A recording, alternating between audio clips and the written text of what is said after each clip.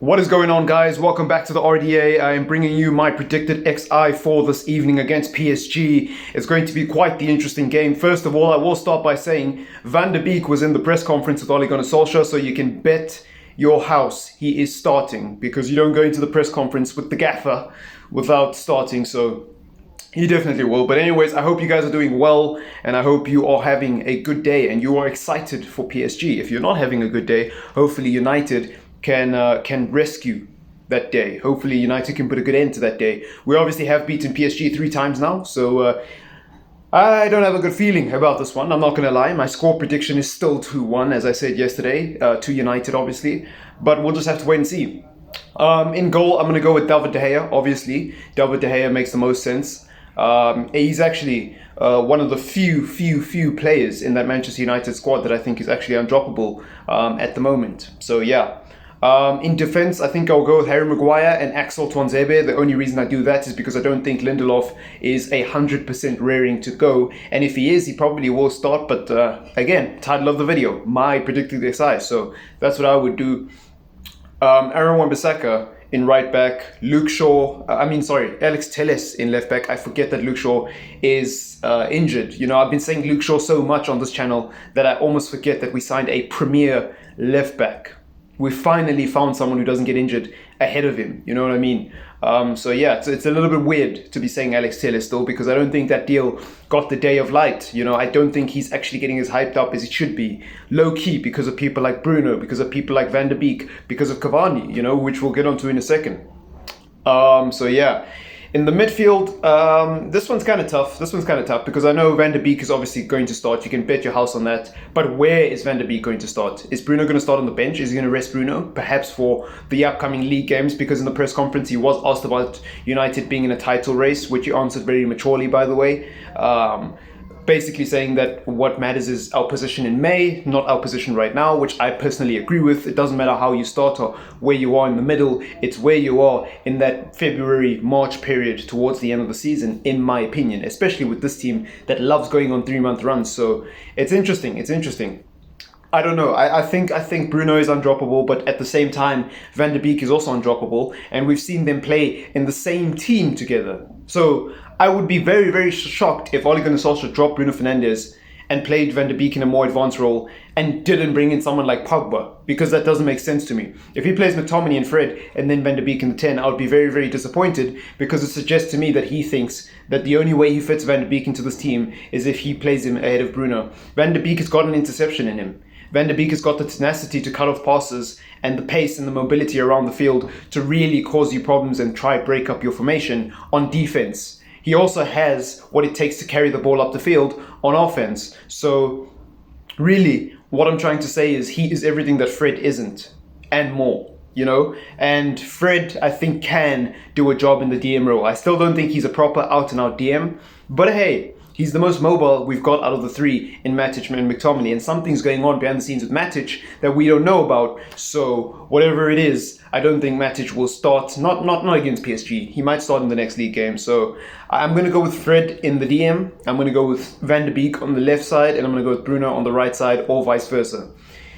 In the attack, this is very interesting. Obviously, I made a video about Cavani yesterday. It's water under the bridge now. Cavani's got to start. He's a professional, he's a leader, and he brings so much to this team. We've already seen the elite mentality that Bruno Fernandes has brought. We've already seen the elite mentality that Van der Beek has brought. A lot of people overlook the fact that Van der Beek won titles with Ajax. And a lot of people overlook the fact that Cavani won titles with PSG. It might be a Farmers League, but he still won titles. He understands what it means to win. So you gotta have Cavani in there. I think he's got to start, especially since all this news and noise about him getting a ban has all fallen away now. He's apologized for the post, or he's taken accountability for it by removing it. So whatever, it's in the past, and we know he didn't mean it in that way. United fans, anyways. On the right wing, I would go with. This is where it gets tough, because I can see him playing someone like Mata, but at the same time, I don't think he will if Martial and Rashford are fit. I can see Martial playing on the left, and I can see Rashford playing on the right, which is what I would go with. I think Rashford looks very comfortable on the right-hand side, and I think Martial looks very comfortable on the left-hand side. I think his technical ability, his ability to get past players, his hold up, as well as his link up with Cavani in the middle and everybody else around him is absolutely magnificent. And then when you've got the pace of Rashford and the ability to break out on the other side, you can really split that defense apart and give Cavani the space to go straight down the middle and get on the end of a header, get on the end of a volley. So yeah, that is what I would do. I hope that is the team tonight, because if I see that team, I'm very, very happy. As I've always said in the past, with regards to the whole defense thing, I don't think playing Maguire and Lindelof is going to be the reason we lose games in over the long term. You know, I don't think it's going to be that. We might lose the odd game here or there because of a Maguire mistake or a Lindelof mistake, but that's going to happen even if you play one of them.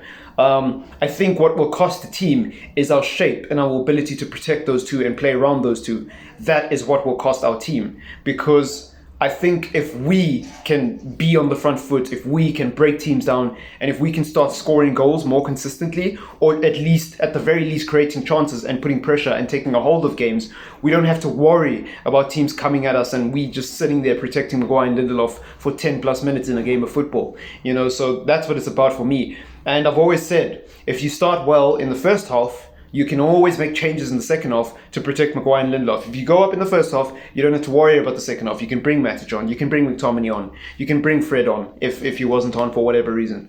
So yeah, interesting talking point that I did not touch on in this video. Paul Pogba,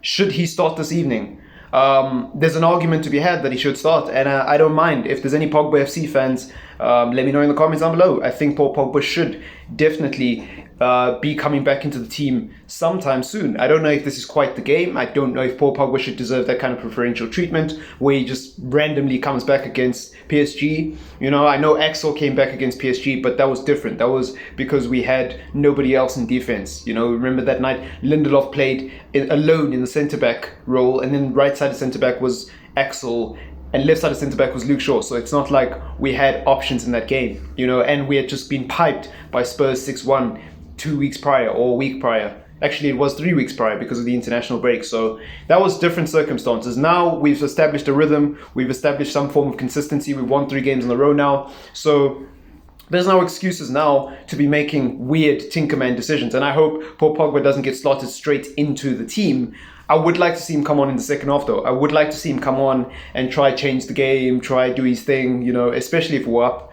Why not? You know, I would love to see him come and put the final nail in the coffin for PSG. First of all, it's good for his confidence. Second of all, it's good for Manchester United to have so many quality players in Van der Beek, Bruno, Paul Pogba, Cavani. Those are 4 players right there, including De Gea, that you can say are going to help us win a title. I'm not saying we're in a title race this season, by the way. I'm just saying in the long term, whether it's next season or the season after that. That's 5 players we have in our team now that we can confidently say they have the mentality to win a title. You look at someone like Rashford and Martial, in a couple of years, maybe next year or even this year, you can see them developing into the type of leaders that this team has needed all along. So I'm very, very excited for the future of this team, and I'm very, very excited for the game today, and I hope you are as well. If you are, don't forget to hit the thumbs up button, and don't forget to subscribe to the channel if you are new. But it's your boy TripleM checking out, and catch you after the game. Peace out.